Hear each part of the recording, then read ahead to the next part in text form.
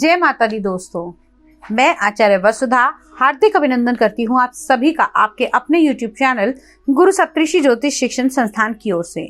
दोस्तों, आज की वीडियो में हम बात करेंगे कैसा रहेगा 19 दिसंबर 2022 से लेकर 25 दिसंबर 2022 तक का ये सप्ताह ग्रह गोचर की दृष्टि से आपके लिए। लेकिन सबसे पहले जान लेते हैं कि इस सप्ताह में कौन कौन से विशेष व्रत, पर्व और त्योहार आने वाले हैं।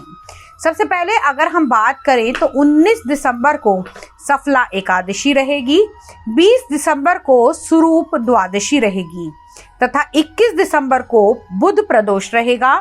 23 दिसंबर को आप अमावस्या की पूजा कर सकते हैं तथा 25 दिसंबर यानी कि इस दिन बड़ा दिन यानी कि क्रिसमस का त्योहार मनाया जाएगा। अब बात कर लेते हैं विशेष ग्रह गोचर की। दोस्तों, अगर हम बात करें इस सप्ताह में विशेषकर चंद्रमा का ही राशि परिवर्तन होगा। उन सब की विवेचना करते हैं कि क्या क्या रहेगा और कैसे रहेगा। आइए अब बात करते हैं तुला लगन वाले जातकों के बारे में। कैसा रहेगा ग्रह गोचर की दृष्टि से ये सप्ताह आपके लिए। आपके ग्रह गोचर की स्थिति इस प्रकार है। इस सप्ताह केतु आपके लगन में गोचर भ्रमण कर रहे हैं। सूर्य, बुध और शुक्र की युति बनी हुई है आपकी कुंडली के तीसरे भाव में। शनि का गोचर चल रहा है कुंडली के चतुर्थ भाव में स्वराशि के शशयोग के साथ में। देवगुरु बृहस्पति कुंडली के छठे भाव में अपनी ही राशि मीन राशि में विराजमान है। राहु का गोचर चल रहा है आपकी कुंडली के सप्तम भाव यानी कि आपके विवाह स्थान में। मंगल अष्टम भाव में विराजित हैं। अब चंद्रमा जो हर 2.25 दिन में राशि परिवर्तन करते हैं, तो इस सप्ताह गोचर भ्रमण करेंगे आपकी कुंडली के लगन भाव में, द्वितीय भाव में, तृतीय भाव में और चतुर्थ भाव में। अब आइए जान लेते हैं कि इस ग्रह गोचर का आपके जीवन पर क्या प्रभाव पड़ने वाला है और क्या रहने वाली है ग्रहों की स्थिति। सबसे पहले बात कर लेते हैं आपकी हेल्थ से जुड़ी हुई। जी हाँ, आपकी राशि अगर हम बात करें, आपकी लगन राशि में ही चंद्रमा विराजित है, तो इस सप्ताह आपको हेल्थ की तरफ से परेशानियों से निजात मिलेगी। जैसे ही चंद्रमा दूसरे घर के अंदर आएंगे तो आपके कुटुंब में आपकी माता, आपके परिवार का आपको पूर्ण सहयोग प्राप्त होगा।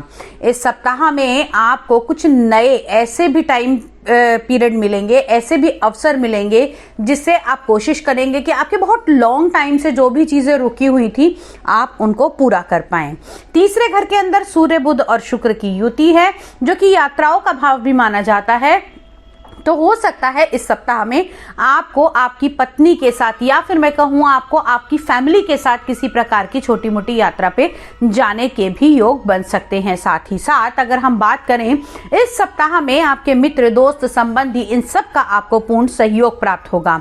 इस सप्ताह में आप वाहन को लेकर थोड़ा सा सचेत रहिएगा। किसी भी प्रकार की छोटी सी भी लापरवाही आपको चालान या फिर किसी भी दंड का अधिकारी बना सकती है।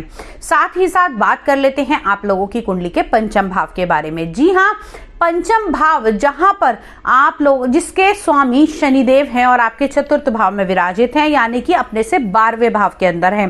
तो कहीं ना कहीं अगर मैं बात करूं कि प्रेम संबंधों में, शिक्षा के क्षेत्र में, शेयर मार्केट में थोड़ी सी सावधानी आपको बरतनी होगी, क्योंकि इसके स्वामी के साथ में मिलकर एंड ऑफ द वीक ये चंद्रमा और शनि का योग बनेगा जिसे हम विष योग भी कहते हैं।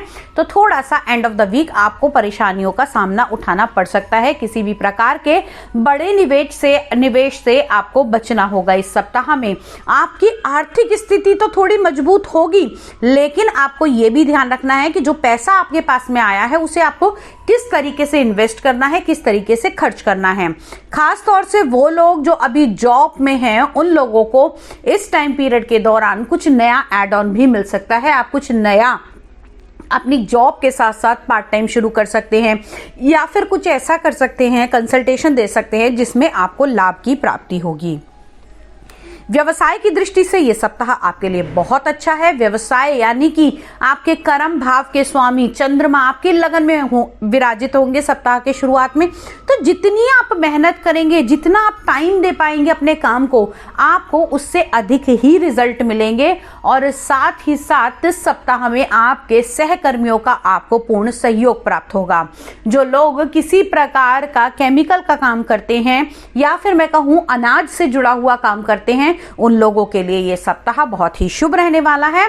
साथ ही साथ अगर आपका पार्टनरशिप में बिजनेस है तो थोड़ा सा आंखें खोलकर और दिमाग को अच्छे से लगाकर आपको काम करना होगा, तभी आपको फायदा मिल सकता है।